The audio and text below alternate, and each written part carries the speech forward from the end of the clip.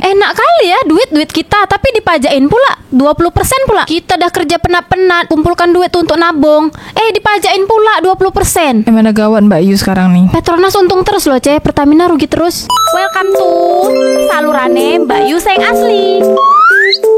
Monggo rek.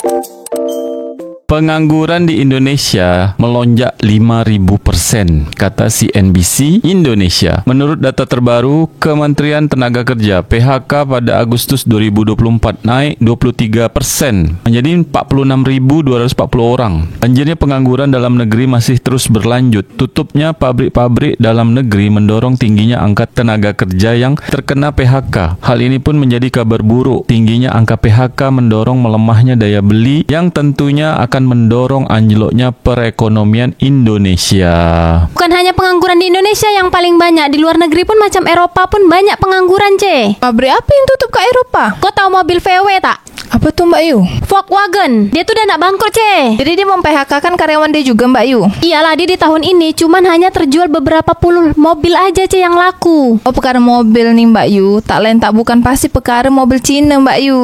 Oh, gara-gara mobil Cina nih menguasai pasar dunia, Iyalah Mbak Yu, macam mobil Toyota, mobil Mercedes-Benz, itu udah lembong semua Mbak Yu sama mobil dari Cina. Sama mobil Wuling. Mobil Cina nih bukan Wuling aja Mbak Yu. Ada BYD, ada Chery, ada Xiaomi Mbak Yu. Xiaomi pun buat mobil juga. Xiaomi nih Mbak Yu, dia bedal semuanya Mbak Yu. TV dia buat, kulkas dia buat, smartphone dia buat. Tapi menurut aku yang paling pelik tuh kebangkrutan Tupperware, Kau tahu Tupperware tak? Tahu Mbak Yu. Itu kan udah 80 tahun kan. Tupperware aja bisa bangkrut, Ya mau macam mana Mbak Yu? Sekarang nih produk Cina udah menguasai dunia Mbak Yu. Kalau udah di level Tupperware aja udah bangkrut, berarti dunia nih sedang tidak baik-baik aja, Tapi yang paling enak tuh Malaysia Mbak Yu. Banyak investasi ke sana. Petronas untung terus, Pertamina rugi terus, Di Malaysia, Google tak investasi untuk data center Mbak Yu. Terus Apple Store aja nih sekarang udah buka di Malaysia Mbak Yu. Macam Indonesia nih kan banyak nih pengguna iPhone di seluruh Indonesia, tapi tak ada Apple Store Mbak Yu. Ya orang Indonesia kan kalau mau pakai iPhone, mau beli iPhone tuh harus titip-titip dulu ke luar negeri macam Singapura. Bank Dunia sebut harga beras Indonesia termahal di ASEAN, tapi kesejahteraan petani masih rendah. Menurut Country Director World Bank, Caroline, konsumen Indonesia udah lama harus bayar lebih mahal buat beras, padahal kesejahteraan petaninya masih rendah. Ini disampaikan di Indonesia International Rice Conference di Bali. Jadi bukan cuma masalah harganya aja, tapi juga rantai pasok yang panjang dan susahnya petani dapat pupuk serta bibit berkualitas bikin harga beras di Indonesia makin mahal. Kata Ed Green Cross, yo nggak tahu kok tanya saya. Macam cakapnya Pak Jokowi tuh, Ada komentar dari Azamil Ilham. Harga beras paling mahal, tiket pesawat domestik paling mahal, apalagi coba sebut. Dibalas oleh Daniel Tagram. Yang paling mahal itu keadilan. Terus dibalas lagi sama Tiara Nandia. Semua serba mahal tapi rakyatnya banyak yang miskin. Dibalas lagi sama YLV Co. Harga padi dari Rp6.500 ya kalau nggak salah 1 kilonya. Kata Ed Louis Halim, aku pernah dengar kalau tiap musim panen beras pasti harganya turun, sedangkan harga pupuk dan lainnya itu naik. Aneh memang, padahal katanya petani itu penyangga tanaman negara Indonesia. Ini ada komentar lagi dari Raniyah Najmah. Soalnya duit beli berasnya buat ngasih makan pemangku jabatan, bukan buat kasih ke petani biar bisa putar modal. Ada juga yang komen Wakanda no more, Indonesia forever. Dia komen dan kesejahteraan pejabat makin tinggi. Kata si pemikir handal, lagi nyari SDM low yang bilang gak apa-apa pendapatan dikit, gak sejahtera, yang penting bisa hidup. Padahal upah layak dan gaji layak itu wajib buat kualitas hidup. Negara maju saja berani bayar gaji tukang sampah mahal, apalagi penghasilan petani sama guru di sana. Makanya kita gak maju-maju karena terbelenggu kata negara berkembang. Jadi kita nih bukan negara maju,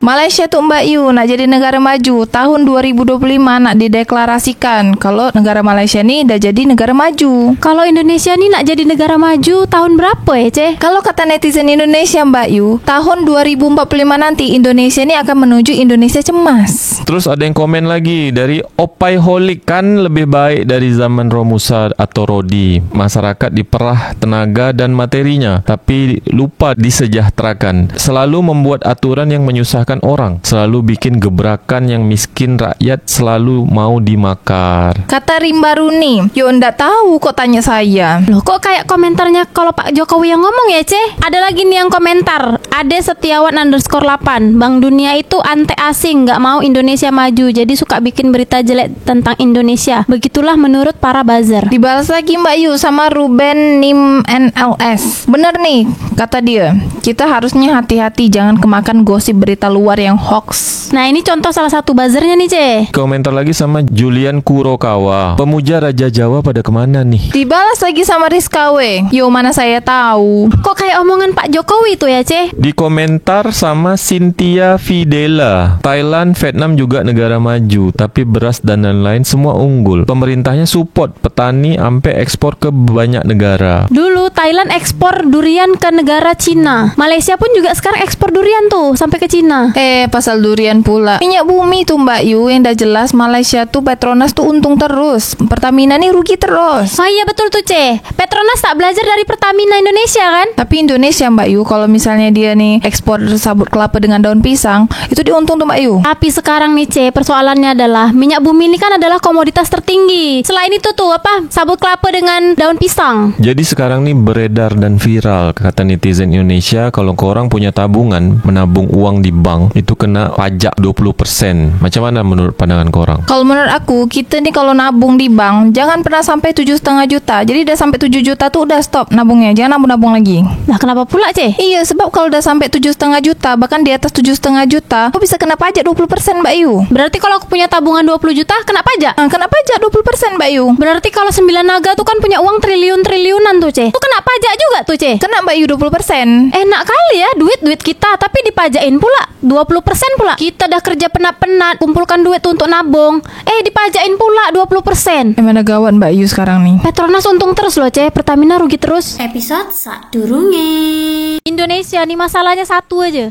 Memang sulit betul nak cari kerja kan, peluang pekerjaan tak ada. Betul tu Mbak Yu. Macam syarat-syarat pekerjaan yang aku ada buat videonya tu dekat podcast aku. Syarat pekerjaan di Indonesia kan minimal 3 tahun pengalaman pekerjaan kan. Sementara kalau anak yang baru tamat sekolah kan belum punya pengalaman, macam mana dia nak bekerja? Nah itulah Mbak Yu. Ada juga yang harus menguasai 4 elemen: air, tanah, bumi, api. Baru dapat kerja? Tak, jadi avatar. Kalau kau tanya jumlah pajak, ya mana aku tahu berapa jumlahnya. Aku bukan orang pajak, Samdol. Tapi kan devisa TKI Indonesia ini bisa sampai 230 triliun Mbak Yu. Iya, tapi aku tak tahu berapa jumlah pasti pajak rakyat Indonesia yang kerja kat luar negeri tuh. Tapi ilustrasinya macam ginilah kira-kira. Kalau ada TKI yang kerja kat luar negeri, ilustrasinya macam ni. Dia kan butuh makan, butuh tempat tinggal. Jadi penghasilan dia tuh dipotong dari pajak 20% je dari penghasilan dia kerja kat luar negeri. Mak, tinggi juga Mbak Yu. Jadi pemerintah tuh langsung dapat pajak tuh ke Indonesia. Iya, betul. 20% kalau satu orang Indonesia. Ini sekarang berjuta-juta orang yang kerja kat luar negeri nih. Ya kira-kira ilustrasinya kayak gitulah, Ce. Sumbangan devisa dari TKI capai 230 triliun, tertinggi kedua setelah minyak dan gas. Bank Indonesia mencatat sumbangan devisa negara dari pekerja migran Indonesia (PMI), sekarang istilahnya PMI, mencapai 14,22 miliar atau setara 230,81